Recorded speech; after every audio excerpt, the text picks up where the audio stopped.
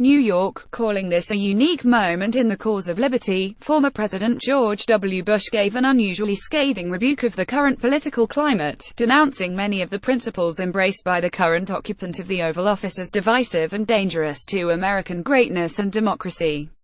Without mentioning President Trump by name, Bush lamented the rise in nativist and anti-immigration sentiment, the rebuke of international trade agreements, and the embrace of protectionism that he fears only undermines the nation and fuels poverty, division and racial conflict. "We have seen our discourse degraded by casual cruelty," Bush said at the Spirit of Liberty at Home, in the World event hosted in New York by his namesake Presidential Center.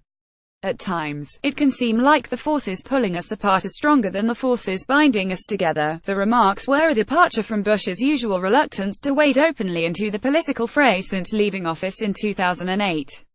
Instead, the former president has chosen to adhere to the adage that there can be only one president at a time.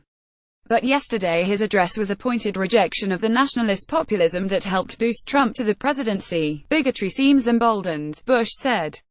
"Our politics seems more vulnerable to conspiracy theories and outright fabrication." Bush also sounded the alarm about the attempted Russian interference with American election systems in the 2016 election, which Trump has frequently dismissed as a hoax, saying foreign aggressions, including cyber attacks, disinformation and financial influence, should never be downplayed or tolerated. Bush made a series of recommendations aimed at boosting the nation's defense posture, helping American workers better adapt to growing globalism, increasing civil education, and dealing with the problem of declining trust. "In all these ways, we need to recall and recover our own identity," Bush said.